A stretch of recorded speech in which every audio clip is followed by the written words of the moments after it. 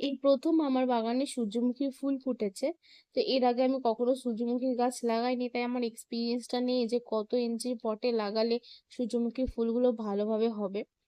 তো এইজন্য নিজেই বীজ থেকে চারা তৈরি করে আমি একটা ৬ ইঞ্চি করে ২ টো গাছের চারা লাগিয়ে দিয়েছিলাম। তারপর দেখলাম যে গাছগুলো বেশ বড় হয়েছে। ভেবেছিলাম রিপোর্ট করে দেবো।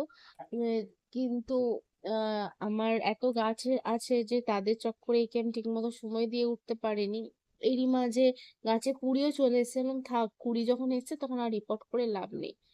তো এইজন্যই আমার সূর্যমুখীর ফুলগুলো ছোট, ছোট হয়েছে। ছোট হলেও ভারী মিষ্টি হয়েছে দেখতে। তোমরা বলো কেমন লাগছে আমার এই ছোট্ট সূর্যমুখীর ফুলটা?